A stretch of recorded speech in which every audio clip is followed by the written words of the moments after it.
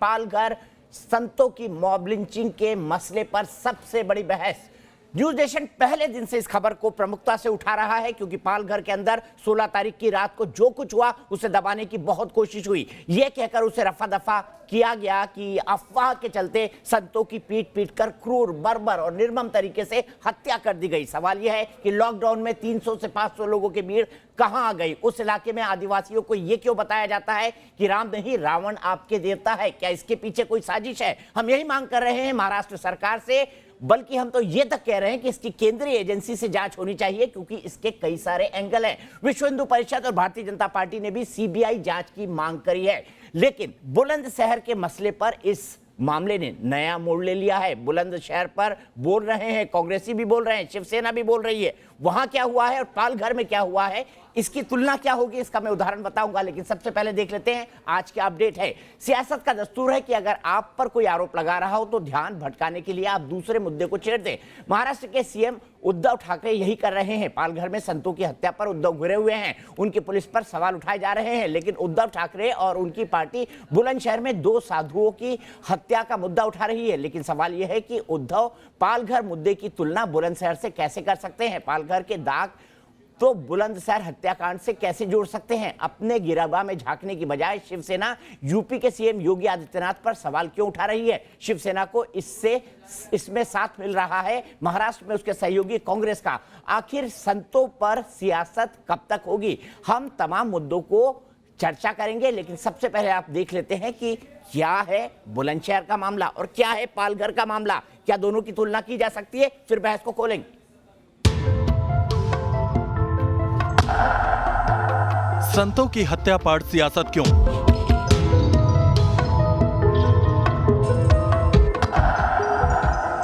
पालघर पर चुप्पी, बुलंदशहर पर उपदेश क्यों दे रहे हैं उद्धव?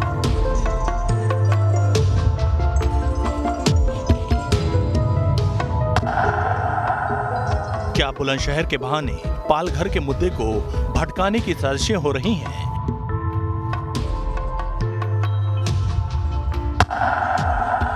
पालघर में धर्मांतरण के सवाल पर चुप क्यों हैं कांग्रेस और शिवसेना?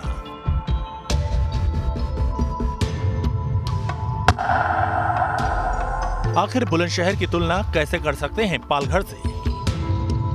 साधुओं की हत्या की 2 तस्वीरें हैं। पहली तस्वीर पालघर की है जहां 2 साधुओं की पीट पीट कर हत्या कर दी गई। दूसरी तस्वीर यूपी के बुलंदशहर की है जहां एक शख्स की खूनी सनक ने 2 साधुओं को मौत के घाट उतार दिया। पालघर में मॉब लिंचिंग को सोची समझी साजिश बताया जा रहा है। वहीं बुलंदशहर हत्याकांड में एक व्यक्ति पर आरोप लगे हैं, लेकिन मुद्दे पर सियासत का आलम यह है कि शिवसेना और कांग्रेस बुलंदशहर के मुद्दे को अलग रंग देने में लगी है।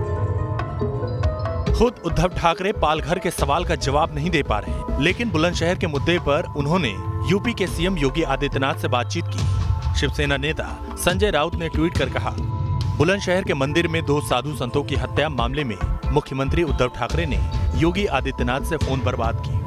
उन्होंने साधुओं की हत्या को लेकर चिंता व्यक्त की है। उद्धव ने सीएम योगी आदित्यनाथ से बातचीत की। बुलंदशहर के मुद्दे पर कांग्रेस नेता प्रियंका गांधी ने भी ट्वीट किया। प्रियंका ने ट्वीट कर कहा, आज बुलंदशहर में एक मंदिर में सो रहे 2 साधुओं को बेरहमी से मौत के घाट उतार दिया गया।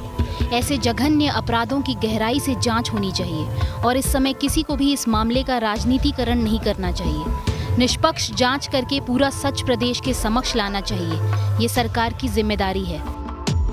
पूरे मामले में योगी सरकार ने सख्त कदम उठाए, लेकिन इसके बावजूद मामले में सियासत हो रही है। गांव से 2 किलोमीटर दूर नशे की हालत में अर्धनग्न अवस्था में मिला है। अभियुक्त को गिरफ्तार कर लिया गया है। मौके पर मैं मौजूद हूँ। कानून व्यवस्था की कोई समस्या नहीं है। फिलहाल ये अभियुक्त नशे की हालत में है और अर्धनग्न है।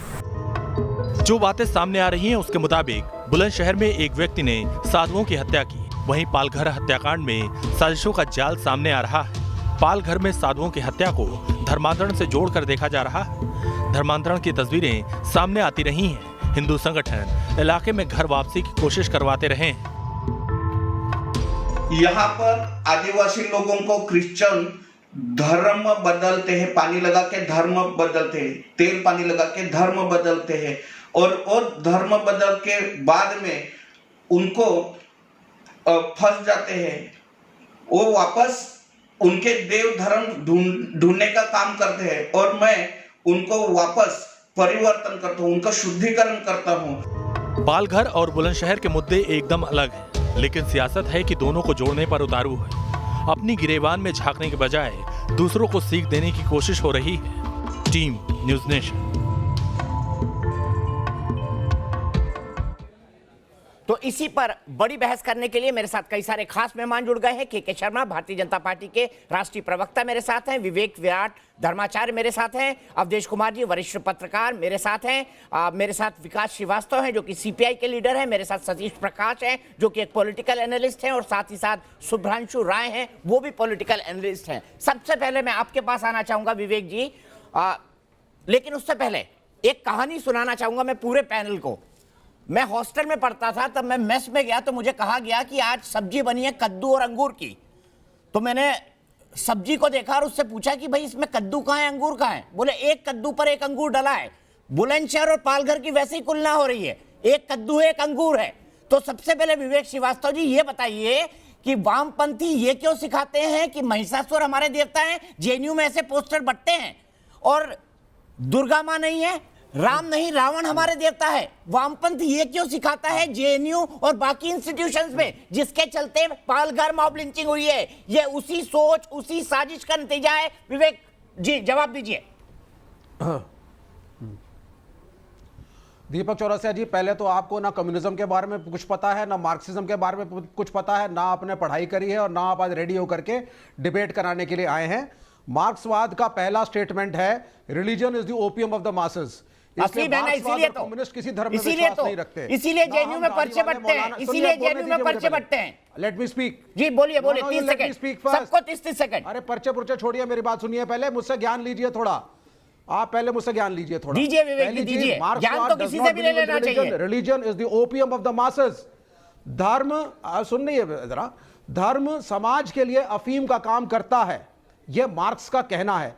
हम ना दाढ़ी वाले मौलानाओं के साथ हैं, ना किसी धर्मगुरु के साथ हैं, ना आसाराम बापू के साथ हैं, ना राम रहीम के साथ हैं, ना किसी क्रिश्चियन पादरी के साथ हैं। नंबर 1, हमारे हिसाब से स्टेट और पॉलिटिक्स में धर्म का कोई रोल नहीं है। यह पहली चीज समझ लीजिए साफ साफ आप। ये इसको मार्क्सवाद कहते हैं, कम्युनिज्म कहते हैं, समाजवाद कहते हैं। दूसरी चीज, हमने कभी भी वायलेंस को इस देश के अंदर सपोर्ट नहीं किया।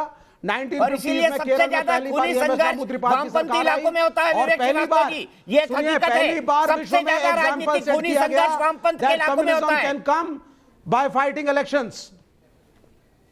नहीं, ये आप कैसे सर्टिफिकेट दे रहे हैं वामपंथ के इलाकों में होता है? पूरे देश ने देखा है भाई। के जरा डेटा निकालिए आप, पश्चिम और आप सरप्राइज होंगे। त्रिपुरा, आप सुनिए दीपक चौरसिया जी, बिहार की वायलेंस का डेटा कश्मीर से ज्यादा है। ये जाइए और गूगल पे चेक करिए जरा। बिहार में खून खराबे और वायलेंस का डेटा नेताओं के लिए बना होगा, देश के लिए नहीं। नहीं, लेफ्ट पार्टी के लिए नहीं बना है। असल में आप लोगों को राइट विंग पॉलिटिक्स का समर्थन करते करते हालत हो गई है कि आप बायस हो चुके हैं। दैट इज द प्रॉब्लम, और न्यूट्रल होकर के चीजों को देखना नहीं चाहते हैं। ठीक है, आता हूं। के शर्मा जी बताइए, जब बुलंदशहर में घटना होती है तो सारा मीडिया ईसाई मिशनरियों और क्रिश्चियन से निकलते हुए क्यों दिख रही है? उसका संबंध एक ऐसे आदमी से क्यों निकल रहा है जो एनएसी का मेंबर रहा है? देखिए दीपक जी, बहुत स्पष्ट है, वहाँ की जांच, वहाँ की जो राज्य सरकार है वो निरंतर उस जांच को दबाने की कोशिश कर रही है और चाहती नहीं कि वो जांच हो, क्योंकि यदि वो जांच होगा तो सच्चाई बहुत निकल कर बाहर आ जाएगी। और जिस पालघर की बात कर रहे हैं और कम्युनिस्ट का वहां से जो जुड़ाव है वो साफ बिल्कुल स्पष्ट है। वहां का विधायक देख लीजिए, वहां के जो प्रतिनिधि हैं उनसे आपको समझ में आ जाएगा कि वास्तविक रूप से वहां कम्युनिस्ट किस तरह जुड़ा। अभी मैं कम्युनिस्ट के सीपीआई के लीडर को सुन रहा था। अरे साहब, आप कितने बड़े सफेद झूठ बोलते हो, हलाल गंगा पी रहे हो। नक्सल का शुरुआत आप करने वाले लोग, आपकी राजनीति नक्सल पर आधारित। ये नक्सलबाड़ी आपने बनाई इस देश में साहब, स्वतंत्रता के बाद। और केरल में हत्या हो या पश्चिम बंगाल में हत्या हो, जब भारतीय जनता पार्टी, आरएसएस और संघ परिवार के लोगों ने स्वामी अग्निवेश को मारा था, एक एक करके विवेक जी हम स्काइप पे जुड़े हुए हैं, हमको इस लिमिटेशन को समझना पड़ेगा। मैं सबको पूरा वक्त दूंगा, 30 सेकंड के शर्मा जी फिनिश करिए। वही मैं कह रहा हूँ कि इनको बीच में मिर्ची क्यों लग जाती है? 42,000 हत्याएं इन्होंने किया 36 साल पश्चिम बंगाल की राजनीति में। ये बुद्धदेव भट्टाचार्य का जवाब है। 42,000 हत्याएं। आज केरल में जितनी राजनीतिक हत्याएं हो रही हुई हैं, उतना और कहीं ना राजनीतिक हत्या नहीं हुई। त्रिपुरा में राजनीतिक हत्याएं देखिए, तो ये तो हिंसा और हत्या की राजनीति कर रहे हैं। इनकी तो वहां से जड़ ही है। इसके सिवाय इनको पूछ कौन रहा है? इसीलिए आज पूरे देश में ये खसक के केरल में और एक दिल्ली यूनिवर्सिटी में जो जेएनयू में बच गए हैं, बाकी कुछ पत्रकारों के बीच। बाकी इनकी क्या स्थिति नहीं नहीं, ऐसा कुछ नहीं है। ये हमारा कैडर हर जगह है, हमारी ब्रांचें हर जगह हैं, हम हर जगह मेहनत कर रहे हैं। आपका सर्टिफिकेट नहीं चाहिए। एक टाइम पे आपके भी 2 सांसद थे, आपके भी 2 सांसद थे एक समय, भूलिए मत ज्यादा। और संख्याओं से मूवमेंट नहीं बनती, और आपकी तरह अपनी मूवमेंट को हमने डाइल्यूट नहीं किया। पूंजीपतियों के हाथों बेच करके हमने अपनी मूवमेंट को डाइल्यूट नहीं किया। हाँ, आपका स्वदेशी जागरण मंच गायब है। ठीक है, एक मिनट मैं विवेक जी के पास आऊं, लेकिन मूल मुद्दे पर फिर वापस आता हूं। मूल मुद्दे पर फिर वापस आता हूं। विवेक जी, केके जी, दोनों को हमको रुकना पड़ेगा, लेकिन सतीश प्रकाश जी के पास चलता हूं। सतीश प्रकाश जी, मुझे इस बात का जवाब दीजिए कि शुभ्रांशु राय, माफ कीजिए, वो ज्यादा बेहतर है, इसका जवाब देंगे। शुभ्रांशु राय, मुझे ये बताइए कि प्रियंका गांधी जो है वो तुरंत बुलंदशहर की तो निंदा कर देती है, लेकिन पालघर पर खामोश रहती है, क्यों? जवाब दीजिए शुभ्रांशु राय। कल भी मैंने आपसे सवाल पूछा था, लेकिन आप दाएं बाएं करके लेफ्ट राइट सेंटर हो गए थे बिल्कुल। मैंने क्या है ना दीपक चौरसिया जी, जो आप सिखाते हैं आदमी उसी हिसाब से चलने की आदत डाल रखा है। 2 बड़ी बातें, पहले 2 दिन पहले 5 हिंदू ब्राह्मणों की हत्या होती है और लीपापोती उस पे की जाती है। आपके पास सवाल पालघर के लिए बोलिए ना सर, संतों को क्यों मारा गया षड्यंत्र करके? ट्वीट आएगा। फिर कद्दू और अंगूर की बात आ गई, कद्दू और अंगूर की बात आ गई। अरे एक मिनट फोन दिया ना भाई, रुकिए, शांत रहिए ना, बहुत सब कुछ आप ही कर लेंगे, बोलने दीजिए। दूसरी बात, आज फिर 2 हिंदू साधुओं की हत्या हुई। नरेंद्र मोदी चुप है, योगी आदित्यनाथ चुप है, अमित शाह चुप है, और इसके अलावा जो भगवा का वस्त्र पहन के भगवा के रक्षक बनने का नाटक करते हैं, वो तमाम सब लोग चुप हैं। आंखों पे हमने पट्टी बांध रखी है। क्या आपको लगता है? पालघर पे बांध रखी थी ना, गांधी परिवार ने पालघर पे बांध रखी है। एक मिनट सुनिए, गांधी परिवार ने पालघर पे बांध रखी है। दीपक उनका लिंक एनएसी वाले लोगों से निकल रहा है। दीपक चौरसिया सुन लीजिए, father Peter D'Mello national advisory council के मेंबर थे। देखिए ऐसा है, ये अगर मैं आपकी बात को ऐसे ही काट काट के जवाब दूंगा ना, तो आपका दर्शक सुन नहीं पाएगा। उसे सुनने का मौका दीजिए ना, थोड़ा आराम से। हाँ, तो 30 सेकंड बीच बाकी है। अब सवाल ये पैदा होता है कि किसी की आंखों पे पट्टी नहीं पड़ी है कि एक मामूली चिमटे के लिए 2 साधुओं की मंदिर के अंदर नृशंस हत्या हो जा रही है, और इसके ऊपर किसी का कोई जवाब नहीं है। सांप सूंघ गया। उसी तरह हिंदू धर्म का प्रचार करने वाले हिंदू वाहिनी सेना के अध्यक्ष कमलेश तिवारी की हत्या हो जाती है, सब लोग शांत बैठ जाते हैं। अरे भैया, हिंदू, अरे ये जानकारी आपको टीवी से मिली ना, कोई शांत नहीं बैठा है, चल रही है खबर, पूरी खबर चल रही है। के साथ साथ भारतीय जनता पार्टी के नमो टेलीविजन नेटवर्क को भी नहीं करना चाहिए। देश को सच बताइए, आज लग रहा है कि उत्तर प्रदेश के मुख्यमंत्री नाकाबिल हो गए हैं, क्योंकि 23 करोड़ की जनता उनसे नहीं समझ रही है। विराट जी जवाब दीजिए। शुभ्रांशु जी, आपको 30 सेकंड दे दिए। विराट जी, क्यों पालघर के मुद्दे को जानबूझकर डाइल्यूट करने की कोशिश हो रही है? जवाब दीजिए। शुभ्रांशु जी चुप होना होगा। विराट जी, ये गंभीर मुद्दा है, आप पहले दिन से उठा रहे हैं। क्या पालघर में हुआ और क्या बुलंदशहर में हुआ, उसकी तुलना क्यों हो रही है? बुलंदशहर में हुआ वो भी गलत है, लेकिन पालघर में जो हुआ वो सबसे गलत है। दीपक जी, हत्या किसी भी रूप में हो, हत्या हत्या है, परंतु बालघर की जो हत्या है वो एक षड्यंत्र के तहत की गई, जहां पे 100-150 लोगों ने एकत्रित होके लॉकडाउन का कानून तोड़ते हुए पुलिस प्रशासन के सामने लाठी डंडों के साथ संत समाज के 2 साधुओं को, भारतीय संस्कृति को, हमारी संस्कृति के ऊपर कुठाराघात किया, उनकी हत्या करी गई। और ये तो वो लोग हैं जो इसको बदलना चाहते हैं, डिल्यूट करना चाहते हैं, जो टुकड़े टुकड़े गैंग के साथ खड़े हैं। ये वो लोग हैं जो गोमांस के व्यापारियों के साथ खड़े हैं। ये वो लोग हैं जो भारत माँ के तेरे टुकड़े होंगे उनके साथ खड़े हैं। ये वो लोग हैं जो भारत माँ को डायन कहते हैं, ये उन लोगों के साथ खड़े हैं। इसलिए इनको साधु संतों की हत्या में कोई षड्यंत्र नजर नहीं आता। इनको साधु संत एक व्यक्ति लगता है, जबकि साधु संत समाज का एक दर्पण है, साधु संत प्रेरणादायक है, साधु त्याग की मूर्ति है, साधु समाज को राह दिखाता है चलने की, जीवन जीने की। ये तो वो लोग हैं जो अपने आपको ही काटने के साधु को संघ परिवार ने मारा, दौड़ा दौड़ा के मारा। स्वामी अग्निवेश में साधु नहीं दिखा भारतीय जनता पार्टी को। स्वामी अग्निवेश को आप उन दो साधुओं के साथ नहीं जोड़ सकते। आपके लिए स्वामी अग्निवेश वो इंसान है जो भारतीय संस्कृति को, सनातन संस्कृति को बदनाम करता है। और जिन दो साधुओं को मारा गया, जिन दो संतों की स्वामी बालाघर में हत्या की गई, वो साधु संत व्यक्ति है जो पूरी तरह से पुलिस प्रशासन के पीछे छुपे हुए थे। उसके बावजूद भी अपना हाथ दुत्कारते हुए उन्होंने उस भीड़ के हवाले कर दिया। आप स्वामी अग्निवेश की तुलना उन साधुओं से नहीं कर सकते। स्वामी अग्निवेश सिर्फ राजनीति करते हैं, और वो साधु एक ऐसे साधु थे जो त्याग की मूर्ति थे, जो सहनशीलता की मूर्ति थे, जो धैर्य की मूर्ति थे। आप क्या बात करते हैं? आप तो वो लोग हैं जो महिषासुर को भगवान मानते हैं। आप तो वो लोग हैं जो रावण को पूजते हैं। आप तो वो लोग हैं जो सनातन संस्कृति को अरे पालघर पे जवाब दे दीजिए विवेक श्रीवास्तव, ज्ञान क्यों दे रहे हैं? पालघर में क्यों हत्या हुई है बताइए विवेक श्रीवास्तव, बताइए। संस्कृति को मानने वाले लोग नहीं, मार्क्स को मानने वाले लोग नहीं। आप दोगले हो। भारतीय संस्कृति को न मान के, हिंदू शास्त्र को मान के, भारतवर्ष में रहते हुए एक मार्क्सवादी को मानते हो, मार्क्स को मानते हो। अरे आप तो दोगले हो, आप साधुओं के ठेकेदार नहीं हो, दोगले हो, दोगले लोग हो जो अपने देश को नहीं मानता, जो अपने देश के धर्म को नहीं मानता, जो अपने देश की संस्कृति को नहीं मानता। धर्म के नाम पे इंसान का ऐसे इंसान से क्या? अरे पालघर पे जवाब दो विवेक श्रीवास्तव, ज्ञान नहीं, पालघर पे जवाब दो। मार्क्सवादी सोच ने मारा है, आपने धर्म को अफीम बनाते हो इसलिए मारा गया है उनको। आपने सही कहा, धर्म अफीम है, यही आदिवासियों को आप सिखाते हैं और बोलते हैं कि हिंदू साधुओं को मारो।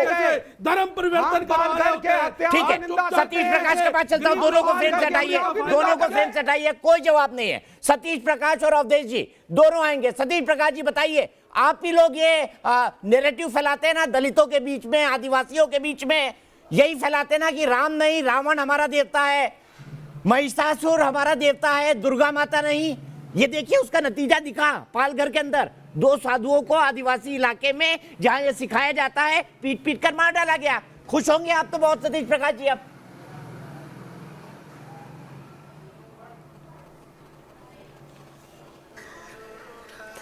नहीं, देखो दीपक जी, मुद्दा ये नहीं है। मुद्दा ये है कि देखो इस देश में हालात क्या हैं। एक महामारी के बाद या एक महामारी के माहौल में भी आप धार्मिक चर्चाएं कर रहे हैं ना।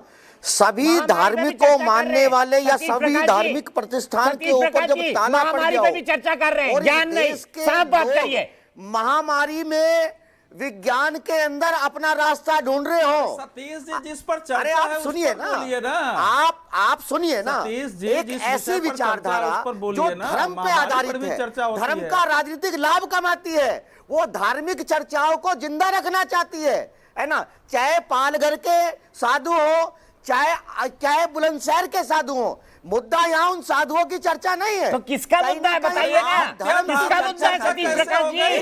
एक राजनीतिक लाभ कमाना चाहते हैं सतीश, तो आप लाभ कमाइए। ठीक है सतीश प्रकाश जी, अवधेश कुमार जी आइए।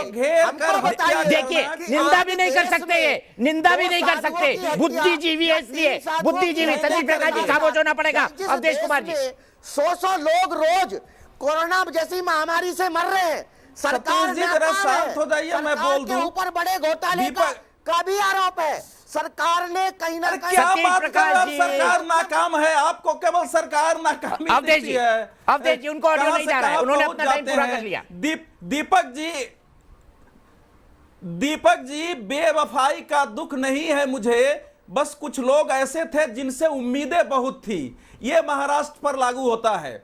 मैं ये बात याद दिलाना चाहूंगा, शायद आपके ध्यान में है या नहीं है, कि 2000 से लेकर 2014 तक महाराष्ट्र अर्बन माओइस्टों का गढ़ बन गया था।